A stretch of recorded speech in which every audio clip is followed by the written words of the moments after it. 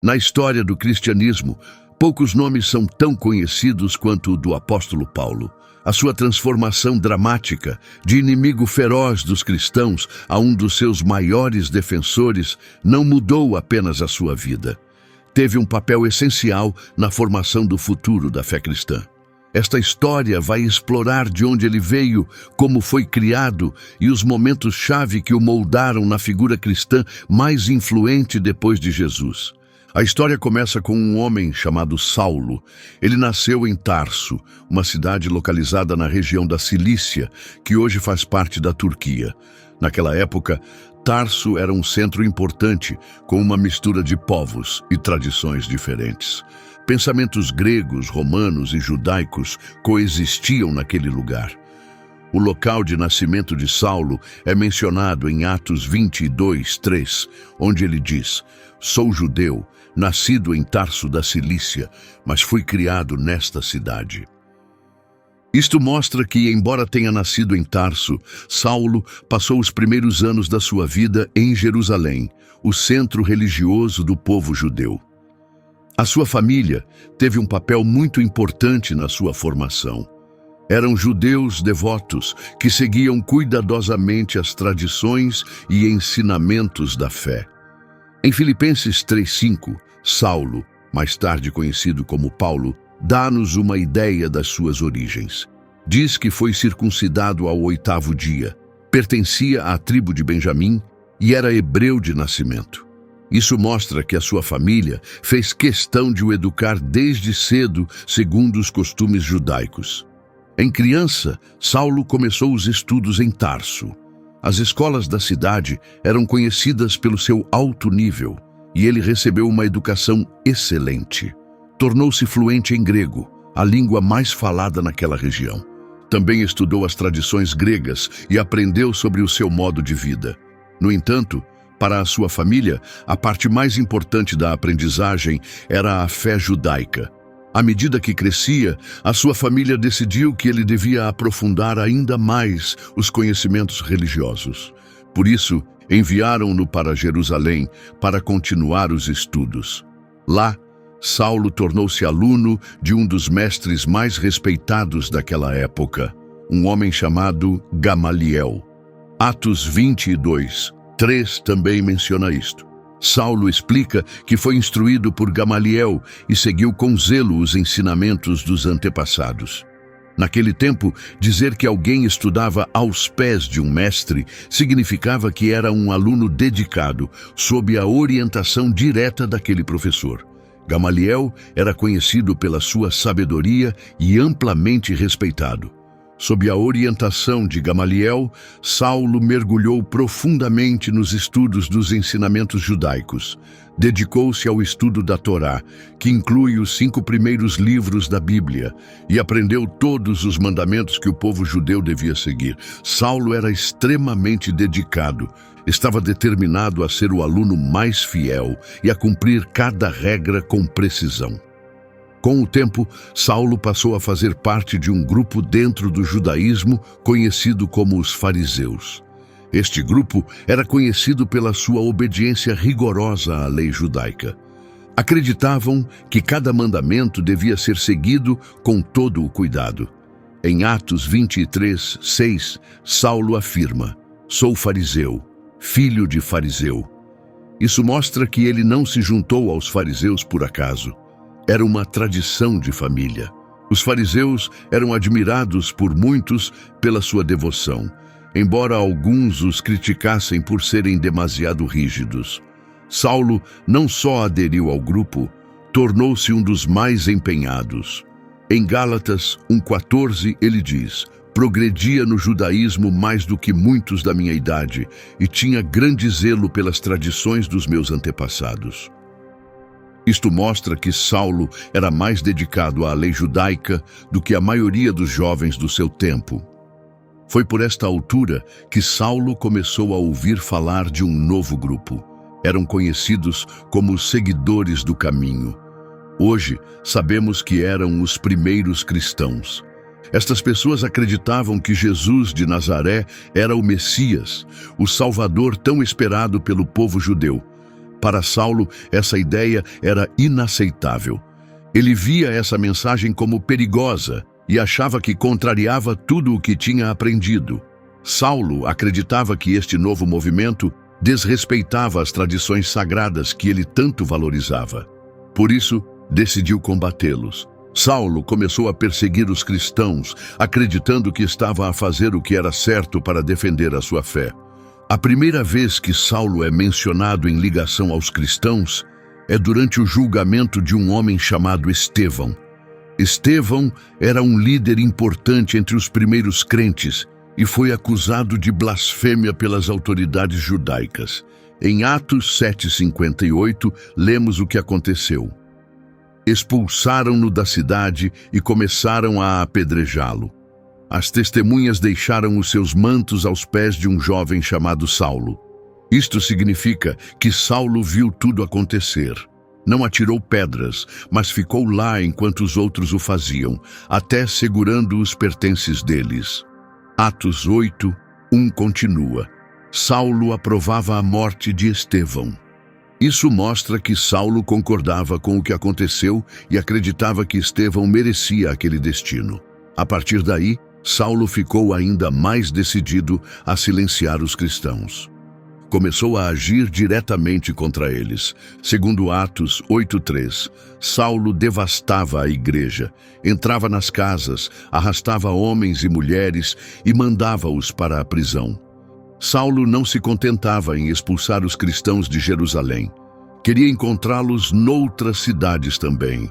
Por isso, foi falar com o sumo sacerdote, a figura religiosa mais poderosa dos judeus.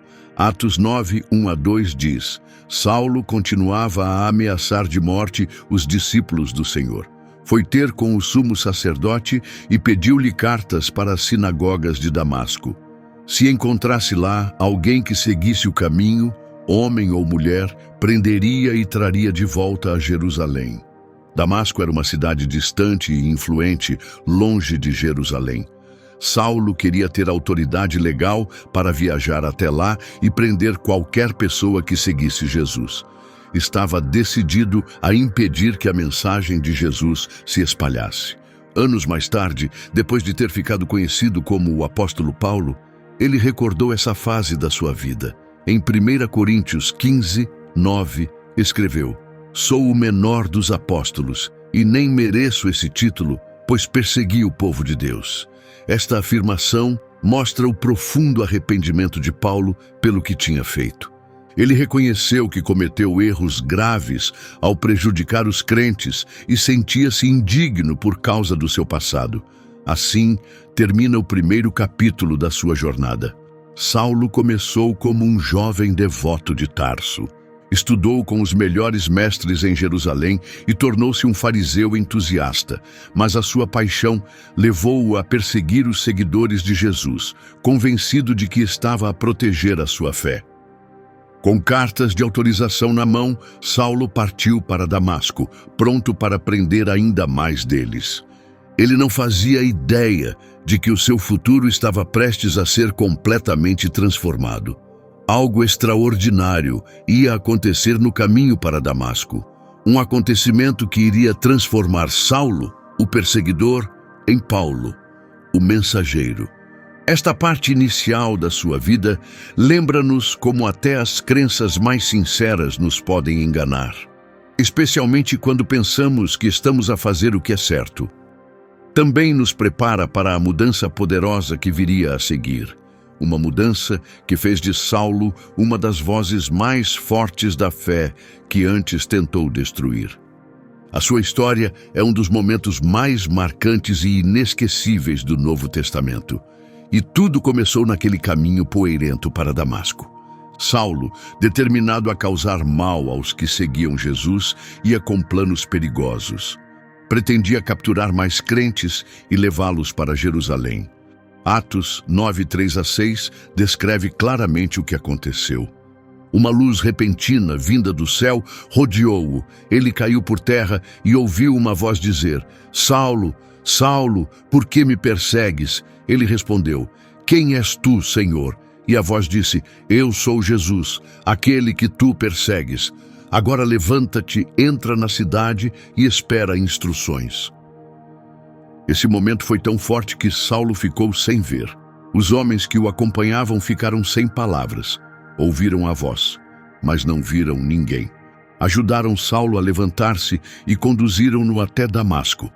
Atos 9, versículo 9, diz que ele ficou cego durante 3 dias e nesse tempo não comeu nem bebeu nada. Podemos imaginar a confusão e o sofrimento interior que deve ter sentido. Tudo em que acreditava, tudo o que defendia, estava agora a ser desafiado. Enquanto Saulo estava cego e confuso, Deus já estava a preparar alguém para o ajudar. Em Damasco havia um crente chamado Ananias. Deus apareceu-lhe numa visão e deu-lhe instruções claras para encontrar Saulo. Ananias ficou naturalmente com receio. Saulo era conhecido por perseguir os seguidores de Jesus, mas Deus encorajou Ananias e revelou algo importante sobre o futuro de Saulo. Disse-lhe: vai ter com ele, eu escolhi-o para levar o meu nome às nações, aos seus líderes e ao povo de Israel. Vou mostrar-lhe o que terá de enfrentar por me seguir. Confiando na visão, Ananias foi até a casa onde Saulo estava hospedado. O seu encontro está descrito em Atos.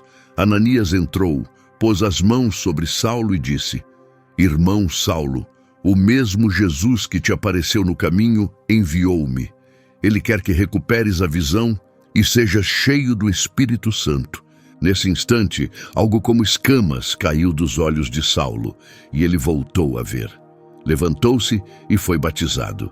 Depois de comer, recuperou as forças. A transformação de Saulo foi imediata e radical. O homem que tinha ido a Damasco para prender crentes era agora um deles. Mas Saulo não se limitou a juntar-se ao grupo. Rapidamente começou a anunciar as boas novas sobre Jesus. No livro de Atos, lemos que Saulo começou logo a pregar nas sinagogas, dizendo que Jesus era realmente o Filho de Deus. Todos os que o ouviam ficavam espantados. Diziam coisas como: não é este o homem que causou tantos problemas em Jerusalém aos que acreditavam neste nome? Não veio ele cá para os prender e levá-los às autoridades religiosas? Mas Saulo continuava a fortalecer-se na sua mensagem e deixava os judeus locais confusos ao provar com as Escrituras que Jesus era de facto o Salvador prometido. Imaginem o espanto das pessoas em Damasco. Esperavam que Saulo viesse prender os seguidores de Jesus, mas em vez disso, ele estava a proclamar publicamente que Jesus era o Filho de Deus. A surpresa e a desconfiança deviam ser enormes. Mesmo assim, Saulo não deixou que isso o travasse. Usou o seu profundo conhecimento das Escrituras e a sua paixão ardente para provar que Jesus era o Messias. Mas o seu tempo em Damasco não durou muito. Na sua carta aos Gálatas, Saulo, agora conhecido como Paulo, contou mais detalhes que não aparecem em Atos.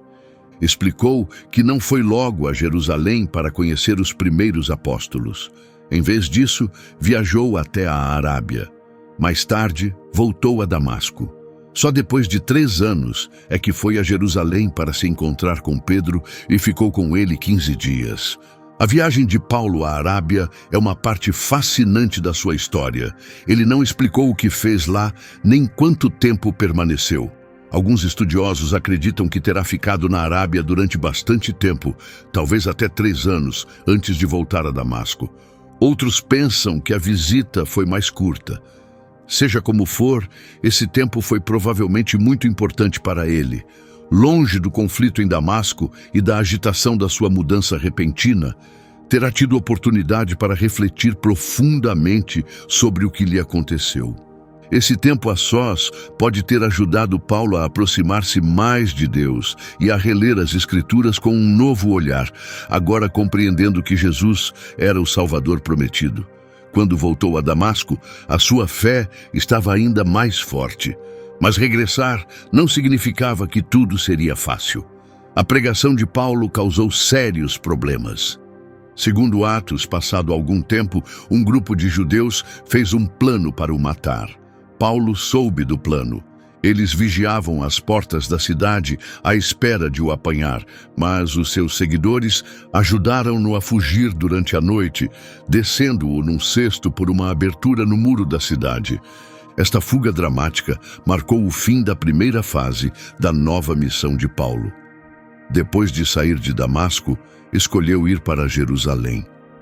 É fácil imaginar o nervosismo que deve ter sentido ao aproximar-se novamente da cidade. A última vez que lá esteve, andava a perseguir cristãos. Agora, voltava como um deles. Quando chegou, Atos explica que tentou juntar-se aos outros crentes, mas eles tinham medo dele. Não acreditavam que a sua mudança fosse verdadeira. Foi então que Barnabé interveio.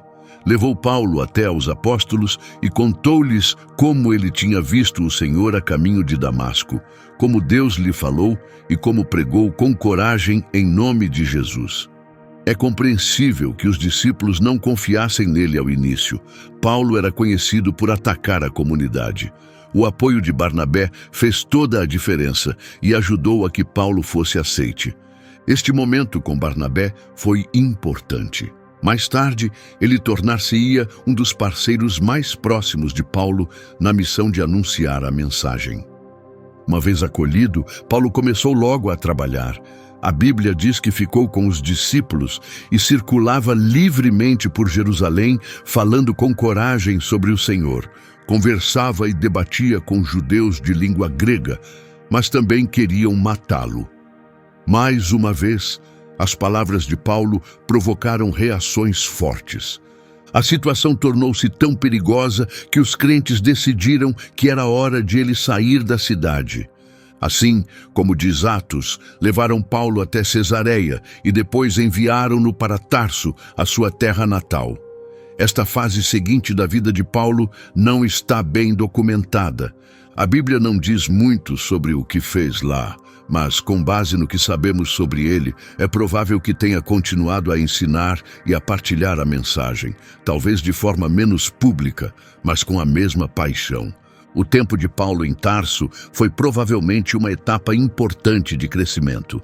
Longe dos olhares públicos e dos problemas que a sua presença causava em Jerusalém, pôde concentrar-se em aprender mais sobre a mensagem de Jesus.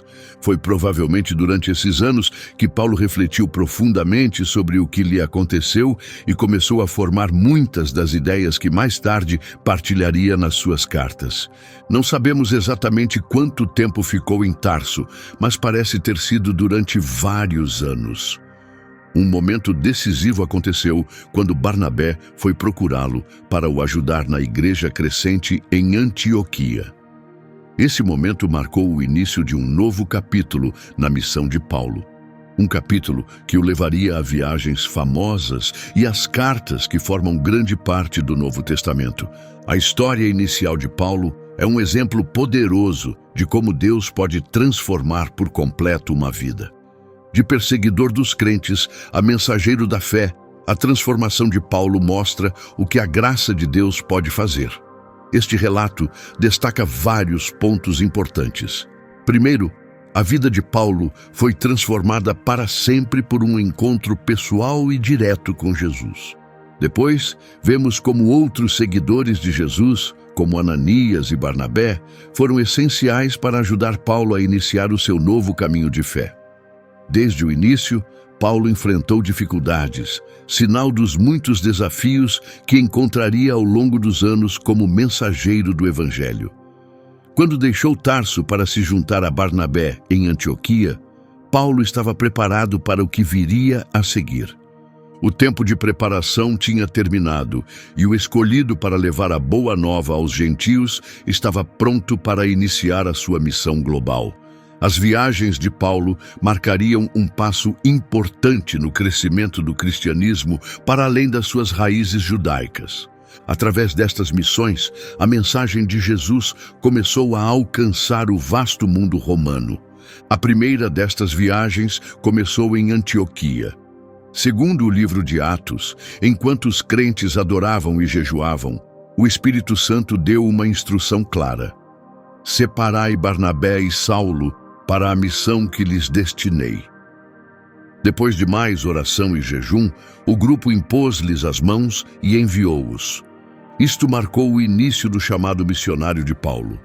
Ele e Barnabé embarcaram para Chipre, a ilha de onde Barnabé era natural. Na cidade de Salamina, falaram nas sinagogas locais. Ao atravessarem a ilha, chegaram a Pafos, onde tiveram um encontro memorável com um oficial romano chamado Sérgio Paulo. Atos conta que, depois de testemunhar o que aconteceu, o procônsul acreditou, profundamente tocado pelo que ouviu sobre o Senhor. De Chipre, a equipa viajou até Perge, na região da Panfilha. Lá, João Marcos, que os acompanhava, decidiu regressar a Jerusalém.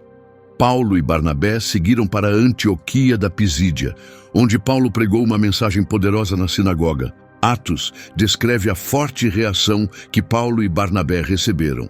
No sábado seguinte, quase toda a cidade apareceu para ouvir a mensagem do Senhor. Mas com esse sucesso veio também a oposição. Logo depois, alguns líderes judeus influenciaram mulheres religiosas de destaque e homens importantes da cidade. Estas pessoas criaram problemas contra Paulo e Barnabé e obrigaram-nos a sair da região. Este mesmo padrão, interesse inicial seguido de forte oposição, repetia-se constantemente durante as viagens de Paulo. Quando chegaram a Icônio, Paulo e Barnabé falaram novamente na sinagoga. Muitos acreditaram, mas também enfrentaram resistência. Segundo o relato, permaneceram lá algum tempo, falando com coragem em nome de Deus, que confirmou as suas palavras com milagres e sinais. A jornada continuou até Listra, onde algo surpreendente aconteceu.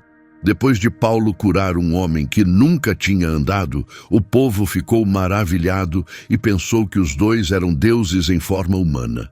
A multidão gritou na sua língua local que os deuses tinham descido até eles. Chamaram Barnabé de Zeus e Paulo de Hermes, pois Paulo era quem falava mais. Paulo e Barnabé fizeram de tudo para impedir o povo de lhes oferecer sacrifícios, tentando explicar que eram apenas mensageiros humanos. Mas o clima mudou rapidamente. Mais tarde, algumas pessoas vindas de Antioquia e Icônio convenceram a multidão a virar-se contra Paulo. Apedrejaram-no e arrastaram-no para fora da cidade, pensando que tinha morrido. Isto mostra como a missão de Paulo era perigosa. Mas ele sobreviveu. Depois de visitar a cidade vizinha de Derbe, Paulo e Barnabé regressaram às cidades onde já tinham estado. Lá, encorajaram os novos crentes e ajudaram a organizar as primeiras igrejas, escolhendo líderes. Oraram, jejuaram e confiaram esses líderes aos cuidados de Deus. A segunda grande viagem de Paulo começou depois do concílio em Jerusalém. Queria regressar e visitar as igrejas que tinham fundado. Mas ele e Barnabé tiveram um desentendimento. Paulo não queria levar João Marcos, que os tinha abandonado anteriormente. A discussão foi tão séria que se separaram. Barnabé levou Marcos e voltou para Chipre. Paulo escolheu Silas e seguiu viagem, com o apoio dos crentes locais. Paulo e Silas viajaram pela Síria e Cilícia, onde fortaleceram a fé dos crentes. Em Listra, Paulo conheceu um jovem chamado Timóteo. Ele juntou-se à equipa e ajudou na missão. Os esforços deram bons frutos, as igrejas cresceram em fé e mais pessoas se juntavam a cada dia. Então algo inesperado aconteceu. Numa noite, Paulo teve uma visão. Viu um homem da Macedônia a pedir ajuda, dizendo: "Venha à Macedônia e ajuda-nos." Depois desta visão, prepararam-se rapidamente para partir, acreditando que Deus os chamava a levar a boa nova àquela região. Essa visão marcou o início da missão de Paulo para levar o evangelho à Europa. Na cidade de Filipos, Paulo e os seus companheiros encontraram uma mulher chamada Lídia. Ela vendia tecidos de púrpura e era natural de Tiatira. Lídia acreditava em Deus e ouvia atentamente Paulo. Segundo Atos, o Senhor abriu o seu coração e ela aceitou a mensagem. Depois de ser batizada, juntamente com a sua família, convidou-os a ficar na sua casa. Disse: "Se realmente acreditam que sou uma crente no Senhor, venham e fiquem na minha casa." E ela convenceu-os. Mas a paz em Filipos não durou muito. Paulo expulsou um espírito maligno de uma escrava que ganhava dinheiro para os donos ao prever o futuro. Como consequência, Paulo e Silas foram presos e lançados na cadeia. Mas algo extraordinário aconteceu. Um forte terremoto sacudiu a prisão, abrindo todas as portas. Isso levou a um momento de fé muito importante. O carcereiro, assustado e confuso, perguntou: "Senhores, que devo fazer para ser salvo?" Paulo e Silas responderam: "Crê no Senhor Jesus e serás salvo, tu e a tua casa." Depois de sair de Filipos, o grupo viajou até Tessalônica. Lá, Paulo ensinou na sinagoga durante 3 sábados. Alguns judeus aceitaram a sua mensagem e juntaram-se a Paulo e Silas. Muitos crentes não judeus e várias mulheres influentes também acreditaram. Mas mais uma vez surgiu oposição. Locais revoltados causaram problemas e Paulo e Silas tiveram de fugir para Bereia. Em Bereia, as coisas começaram melhor. A comunidade judaica local era mais aberta do que a de Tessalônica. Ouviam com atenção e estudavam diariamente as Escrituras para verificar se o que Paulo dizia era verdade. Infelizmente, os mesmos opositores de Tessalônica foram até Bereia e criaram mais confusão. Paulo teve de partir rapidamente e seguir para Atenas, enquanto os outros ficaram para trás. Em Atenas, Paulo fez um discurso famoso no Areópago, um local onde se discutiam ideias. Rodeado de estátuas e altares a muitos deuses, encontrou um dedicado ao Deus desconhecido. Usou isso como ponto de partida e disse: "Homens de Atenas, vejo que são muito religiosos. Ao passar pela cidade e observar os vossos altares, encontrei um dedicado a um Deus desconhecido. O que adoram sem conhecer, é isso que venho explicar." De Atenas, Paulo seguiu para Corinto, onde ficou 18 meses. Lá conheceu um casal chamado Áquila e Priscila. Tornaram-se grandes parceiros na missão. Uma noite, Paulo teve uma visão. O Senhor disse-lhe: "Não tenhas medo. Continua a falar. Não te cales." Esta palavra deu-lhe força para continuar a pregar em Corinto. Deus tranquilizou Paulo com outra visão, dizendo: "Eu estou contigo, e ninguém te fará mal, pois tenho muita gente nesta cidade." Foi nessa altura que Paulo escreveu as suas cartas aos crentes de Tessalônica.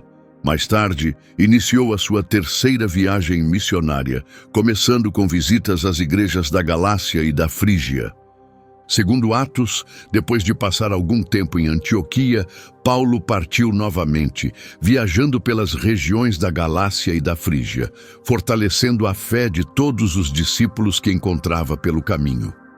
O momento central desta jornada foi o tempo que Paulo passou em Éfeso, onde permaneceu quase 3 anos a ensinar e a fortalecer a igreja. O seu trabalho ali foi marcado por milagres extraordinários. O livro de Atos explica que Deus fez maravilhas através de Paulo. Até lenços ou aventais que ele tinha tocado eram levados aos doentes, e as pessoas eram curadas das suas doenças e libertas de espíritos malignos. A influência de Paulo em Éfeso tornou-se tão forte que começou a afetar os negócios locais, especialmente os que fabricavam ídolos de prata da deusa Ártemis. Um ourives, chamado Demétrio, ficou preocupado com a perda de lucros e reuniu outros que trabalhavam no mesmo ofício. Avisou-os dizendo: "Todos sabem que ganhamos bem com este ofício, mas já viram como este homem, Paulo, tem afastado muita gente, aqui em Éfeso e em toda a região. Ele continua a dizer que os deuses feitos por mãos humanas não são deuses de verdade. Isto pode arruinar o nosso negócio e também prejudicar a honra do grande templo de Ártemis, cuja imagem é adorada em toda a Ásia e no mundo inteiro." Depois do tumulto em Éfeso, Paulo viajou pela região da Macedônia, encorajando as igrejas. Atos relata que ele transmitiu muitas mensagens de ânimo aos crentes antes de finalmente chegar à Grécia. Ficou na Grécia cerca de 3 meses, provavelmente na cidade de Corinto. Foi durante esta estadia que Paulo escreveu a sua carta aos Romanos. No regresso a Jerusalém, Paulo passou por Troade, onde algo notável aconteceu. Enquanto pregava até tarde, um jovem chamado Eutico adormeceu numa janela do 3º andar, caiu e morreu. Mas Paulo desceu rapidamente, abraçou-o e disse: "Não se preocupem, ele está vivo." Depois voltou a subir, partilhou uma refeição e continuou a falar até de manhã. As pessoas ficaram muito consoladas ao ver que o jovem estava vivo e bem. Mais tarde, em Mileto, Paulo encontrou-se com os anciãos de Éfeso. No seu discurso de despedida, cheio de emoção, recordou como tinha servido com fidelidade e trabalhado com dedicação. Terminou dizendo: "Com tudo o que fiz, mostrei-vos como é importante ajudar os necessitados, lembrando as palavras de Jesus: mais vale dar do que receber." Ao aproximar-se de Jerusalém, começaram a surgir avisos. Em Cesareia, um profeta chamado Ágabo deu uma mensagem dramática. Pegou no cinto de Paulo, atou as próprias mãos e pés e disse: "O Espírito Santo diz que os líderes judeus prenderão o dono deste cinto e o entregarão aos não-judeus." Mesmo com todos os avisos, Paulo estava decidido a seguir em frente. Em Atos, responde com emoção: "Por que estão a chorar e a partir-me o coração? Estou pronto, não só para ser preso, mas também para morrer em Jerusalém pelo Senhor Jesus." As viagens missionárias de Paulo marcaram um ponto de viragem na história do cristianismo. O que começou como um movimento entre crentes judeus tornou-se uma fé que alcançou o mundo greco-romano. Através das suas viagens, Paulo fundou igrejas em cidades-chave, criando uma rede forte de comunidades cristãs que continuariam a crescer muito depois de ele partir. Essas viagens também serviram de pano de fundo para muitas das suas cartas, textos que viriam a fazer parte essencial do Novo Testamento. As experiências de Paulo, as pessoas que conheceu e as dificuldades que enfrentou moldaram profundamente os seus ensinamentos e convicções. A sua coragem perante o perigo, a capacidade de comunicar com culturas diferentes e a sua determinação em partilhar a boa nova são um exemplo poderoso. As suas jornadas não só levaram o Evangelho a novos lugares, também ajudaram as pessoas a compreender melhor o que a mensagem de Jesus significava em diferentes contextos e culturas. Quando chegou a Jerusalém, Paulo entrou numa nova e difícil fase da sua vida.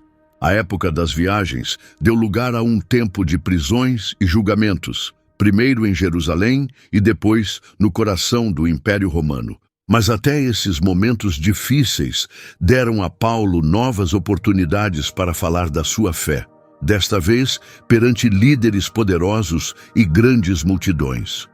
Pouco depois de chegar a Jerusalém, Paulo tornou-se o centro de um conflito sério no templo. Atos descreve como tudo começou. Alguns judeus da Ásia viram Paulo no templo, no fim de um ritual de purificação de 7 dias. Eles agitaram a multidão e agarraram Paulo, gritando: "Irmãos israelitas, ajudem-nos! Este é o homem que ensina contra o nosso povo, contra a nossa lei e contra este lugar sagrado. E agora até trouxe não-judeus para o templo, profanando-o."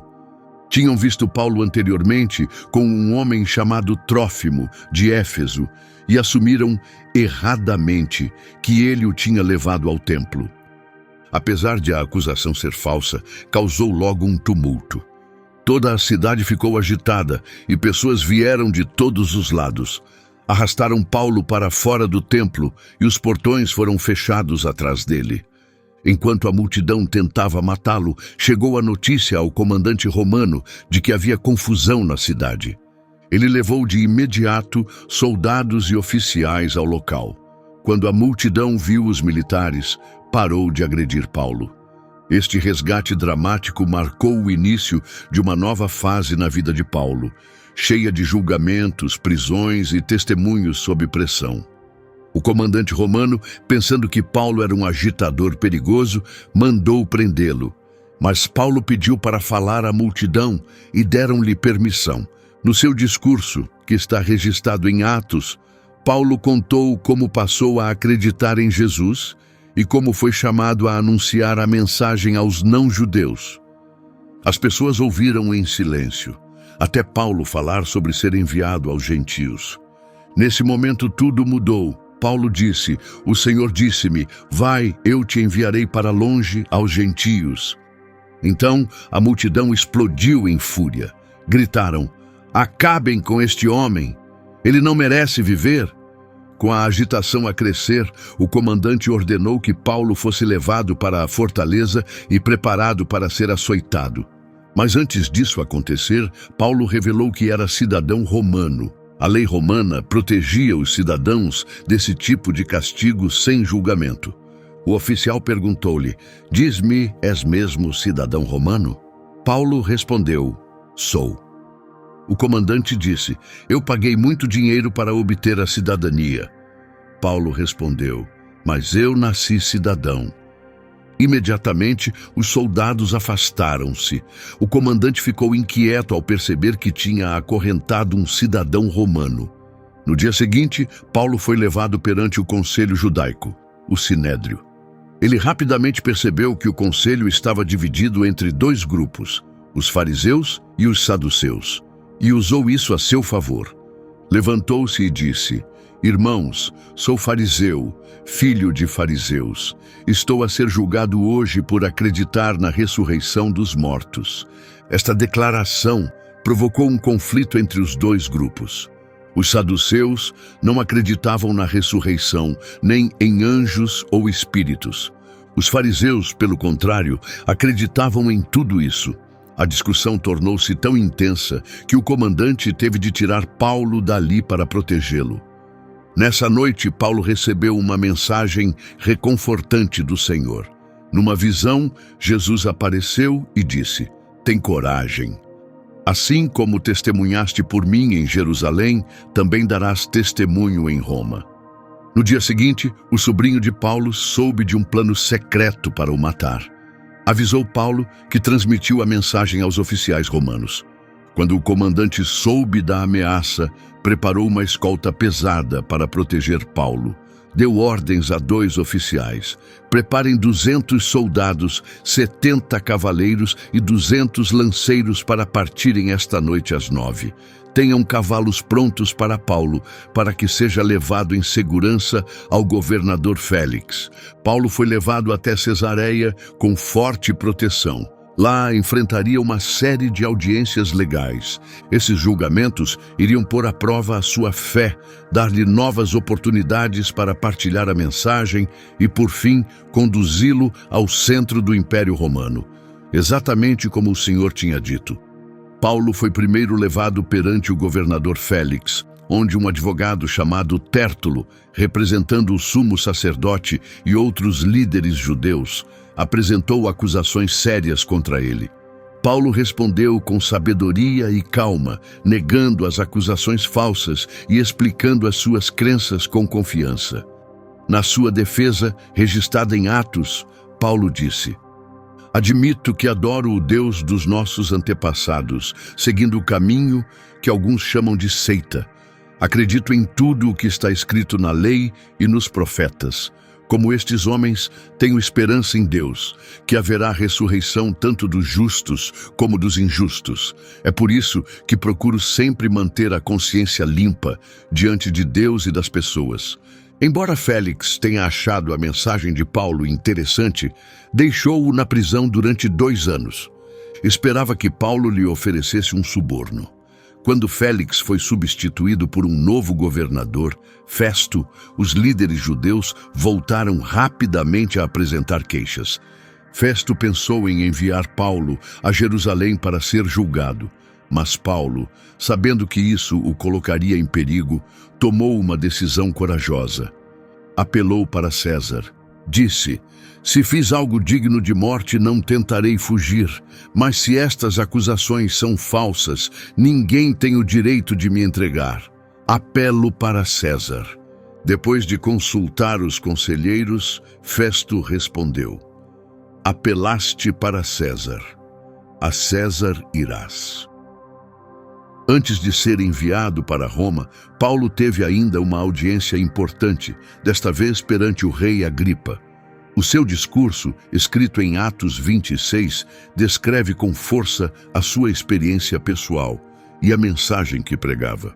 Paulo terminou com uma pergunta sincera ao rei. Rei Agripa, acreditas no que os profetas escreveram? Eu sei que sim. Agripa respondeu: achaste que em tão pouco tempo me poderias convencer a tornar-me cristão? Paulo respondeu: seja em pouco ou muito tempo, peço a Deus que não só tu, mas todos os que me ouvem hoje se tornem como eu sou, com exceção destas correntes. Depois disso, Paulo foi enviado para Roma como prisioneiro. A viagem, descrita em Atos 27, foi cheia de perigos, incluindo um naufrágio aterrador. Embora Paulo tivesse avisado que não era seguro viajar, o oficial romano responsável decidiu prosseguir. Pouco depois, enfrentaram uma tempestade violenta que durou 2 semanas, agitando o navio com força. Durante esse tempo escuro, Paulo recebeu uma mensagem de Deus. Disse-lhes: esta noite, um anjo do Deus a quem sirvo esteve ao meu lado e disse: não tenhas medo, Paulo. Tens de comparecer perante César, e Deus, na sua bondade, poupou a vida de todos os que estão a bordo contigo. Eventualmente, o navio naufragou perto da ilha de Malta. De forma impressionante, todas as 276 pessoas a bordo sobreviveram. Enquanto apanhava lenha, Paulo foi mordido por uma serpente escondida no monte. O que aconteceu a seguir surpreendeu todos. Ele não sofreu nenhum mal. Quando os habitantes de Malta viram a serpente pendurada na mão de Paulo, disseram entre si: este homem deve ser um assassino. Escapou ao mar, mas a justiça não o deixa viver. Mas Paulo sacudiu a serpente para o fogo e não sentiu nada. Os locais ficaram a observá-lo, esperando que inchasse ou caísse morto. Mas ao verem que estava perfeitamente bem, mudaram de opinião. Agora acreditavam que ele era um deus. Durante a sua estadia na ilha, Paulo também curou muitos doentes. Um deles era o pai de Públio, o principal oficial da ilha. Como explica Atos, ele estava de cama com febre alta e dores no estômago. Paulo foi vê-lo, orou, colocou as mãos sobre ele e o homem ficou curado. Depois disso, outros doentes da ilha vieram e também foram curados. Paulo ficou em Malta durante 3 meses antes de seguir finalmente para Roma. Quando chegaram a Roma, Atos diz que Paulo pôde viver numa casa alugada, embora guardado por um soldado. Apesar de ser prisioneiro, Paulo tinha bastante liberdade. Aproveitou esse tempo para continuar a anunciar a mensagem de Jesus. Atos termina com estas palavras: durante 2 anos inteiros, Paulo permaneceu na casa alugada e recebia todos os que o queriam visitar. Com coragem, anunciava a mensagem do reino de Deus e ensinava sobre Jesus Cristo, sem que ninguém o impedisse. Este período de prisão domiciliária foi tudo menos passivo. Revelou a coragem de Paulo, a sua sabedoria e o seu compromisso inabalável com o Evangelho. Mesmo vigiado, continuou a espalhar a mensagem de Jesus, alcançando até lugares que talvez de outra forma permanecessem fechados para ele. Os seus discursos perante governantes não só serviram para defender a sua inocência, como também para proclamar o Evangelho em círculos políticos e reais. Alguns dos escritos mais inspiradores de Paulo foram criados nesse período. As cartas aos Efésios, Filipenses, Colossenses e Filemão, conhecidas como as Epístolas da prisão, mostram como Paulo via Deus a agir mesmo nas dificuldades. Na carta aos Filipenses, Paulo escreve: quero que saibam, irmãos, que aquilo que me aconteceu ajudou a fazer avançar o Evangelho. Por causa destas correntes, toda a guarda do palácio e muitos outros sabem que estou preso por causa de Cristo. E a maioria dos crentes tornou-se mais confiante no Senhor e fala com mais coragem, sem medo. O livro de Atos termina com Paulo ainda em Roma, mas pelas suas cartas mais tarde, sabemos que acabou por ser libertado, continuou a pregar durante mais alguns anos e depois foi preso novamente e executado durante o reinado do imperador Nero. Mesmo nos seus tempos mais escuros, Paulo manteve-se fiel à sua missão, deixando um legado poderoso. O tempo de prisão domiciliária foi marcado por pregação, escrita e influência espiritual profunda, resultando em cartas que continuam a moldar a fé cristã até hoje. A carta de Paulo aos Efésios, embora dirigida aos crentes de Éfeso, transmite uma mensagem ampla e profunda. Nela, Paulo explora temas sobre a identidade da igreja e a unidade dos crentes em Cristo. Num trecho, escreve que os crentes já não são estrangeiros, mas agora fazem parte da família de Deus. Diz que pertencem a uma casa construída sobre o fundamento dos apóstolos e profetas, tendo Cristo como pedra principal. Por meio dele, toda a estrutura se une, tornando-se um templo santo. E em Cristo, os crentes estão a ser construídos juntos, como lugar onde o Espírito de Deus habita. A carta aos Filipenses tem um tom diferente, mais íntimo e alegre, mesmo sendo escrita por Paulo na prisão. Ele encoraja a igreja a manter a alegria viva, independentemente das dificuldades. Escreve: alegrem-se sempre no Senhor. Repito, alegrem-se, que todos vejam o vosso espírito gentil. O Senhor está perto. Não andem ansiosos com nada. Em vez disso, em toda situação, apresentem os vossos pedidos a Deus, através da oração e da gratidão. E a paz de Deus, que ultrapassa todo o entendimento, guardará os vossos corações e mentes em Cristo Jesus. Na carta aos Colossenses, Paulo aborda ensinamentos importantes sobre Jesus e alerta contra ideias falsas que se estavam a infiltrar na igreja. Enfatiza que Cristo está acima de todas as coisas. Um trecho poderoso descreve Jesus como a imagem visível do Deus invisível, aquele que existia antes de tudo. Paulo escreve que todas as coisas, no céu e na terra, visíveis e invisíveis, incluindo poderes e autoridades, foram criadas por meio de Cristo e para Ele. Cristo existia antes de tudo, e é nele que tudo se mantém unido. Ele é a cabeça da igreja, o princípio, o primeiro a ressuscitar dos mortos, para que seja o primeiro em tudo. Deus teve prazer em habitar plenamente em Cristo, e por meio dele, reconciliar tudo consigo, através do sangue de Jesus derramado na cruz. A carta a Filemon é a mais curta de Paulo, mas está cheia de carinho e graça.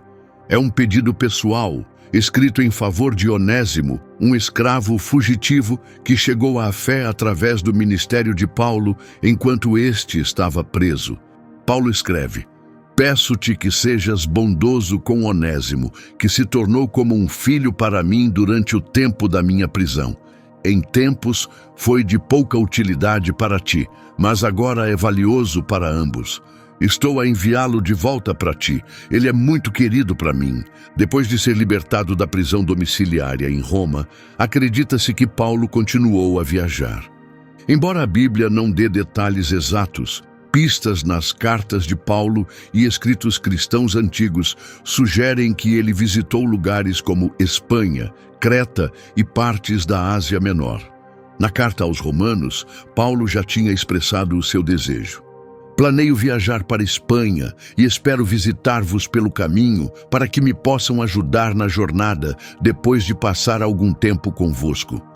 Embora as Escrituras não confirmem a viagem, líderes da igreja primitiva, como Clemente de Roma, afirmaram que Paulo lá chegou. Na carta a Tito, Paulo menciona que esteve em Creta.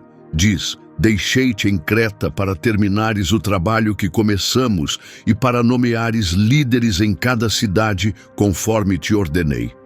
Isto confirma que Paulo esteve ativo na ilha e confiou a Tito a responsabilidade de organizar a igreja local.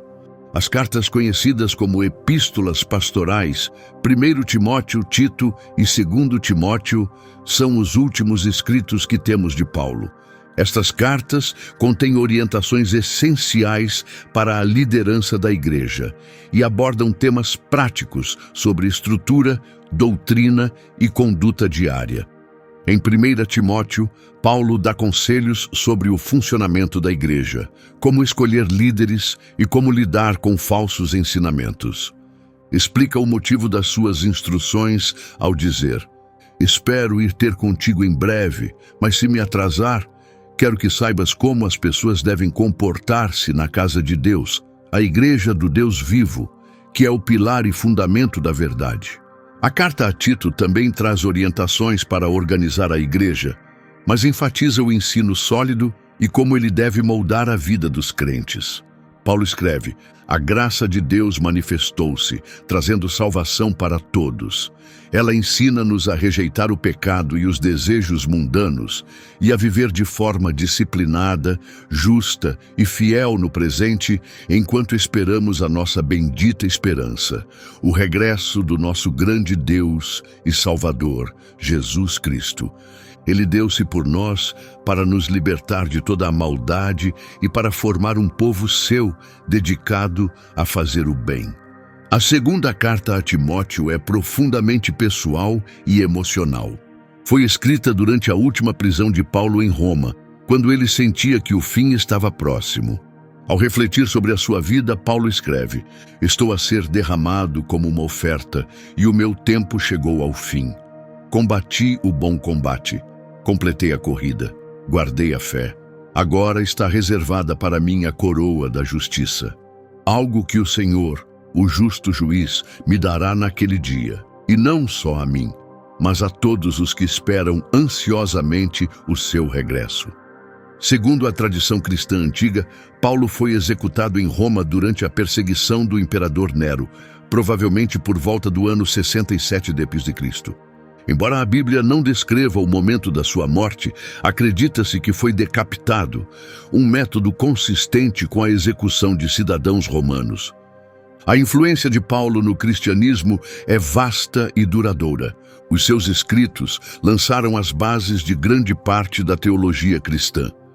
Ideias como a justificação pela fé, a igreja como o corpo de Cristo e a salvação oferecida a todos foram temas centrais nos seus ensinamentos. Como escreveu em Romanos: todos pecaram e estão afastados da glória de Deus, mas são justificados gratuitamente pela sua graça, por meio da redenção que há em Cristo Jesus. O ensinamento de Paulo, de que a salvação é um dom gratuito de Deus, recebido pela fé, tornou-se um dos pilares da fé cristã. A sua visão da igreja como o corpo de Cristo, especialmente em passagens como 1 Coríntios 12, moldou profundamente a forma como os primeiros cristãos entendiam a unidade e a diversidade. Nesse capítulo, Paulo lembra: vocês são agora o corpo de Cristo e cada um de vocês é parte dele. Paulo teve um papel fundamental na expansão da igreja para além das raízes judaicas. A sua missão entre os gentios abriu as portas da fé a pessoas de todas as origens. Fundou igrejas em cidades importantes do Império Romano e defendeu com firmeza que a mensagem de Jesus era para todos, não apenas para um povo. Na carta aos Gálatas, Paulo partilha uma visão poderosa de igualdade espiritual. Já não há judeu nem grego, escravo nem livre, homem nem mulher, pois todos são um em Cristo Jesus. Esta declaração ousada ajudou a moldar a identidade da igreja primitiva e tornou o cristianismo uma fé verdadeiramente universal. A influência de Paulo não se limitou à igreja primitiva. Os seus escritos continuaram a impactar a teologia cristã ao longo dos séculos. Pensadores como Agostinho, Martinho Lutero e João Calvino foram profundamente marcados pelos ensinamentos de Paulo. De facto, a Reforma Protestante inspirou-se fortemente na mensagem de Paulo sobre a justificação pela fé. Paulo também deixou uma marca duradoura na forma como as missões são feitas. O seu método de fundar igrejas, formar líderes locais e manter o contato através de cartas e visitas continua a ser um modelo usado por missionários até hoje. As suas cartas também ajudaram a definir a ética cristã. Paulo ensinou que a fé deve moldar o comportamento. Na carta aos Gálatas, escreve sobre o tipo de vida que resulta do Espírito de Deus.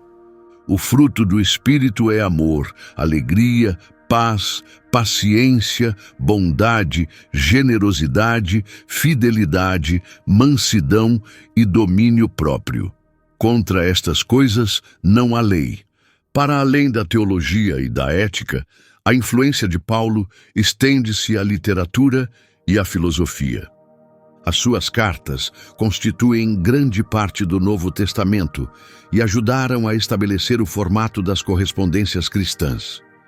Tinha uma capacidade única de usar a linguagem filosófica grega para explicar verdades espirituais profundas, uma abordagem que continua a interessar estudiosos até hoje. A vida de Paulo mostra o que a graça de Deus pode fazer.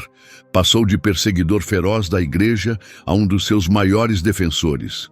A sua paixão por espalhar o evangelho, a sua resistência ao sofrimento e a sua compreensão profunda da verdade espiritual continuam a inspirar e desafiar cristãos em todo o mundo.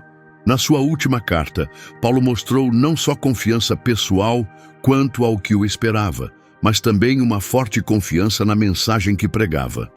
Escreveu em 2 Timóteo: "Lembra-te de Jesus Cristo, ressuscitado dos mortos, descendente de David.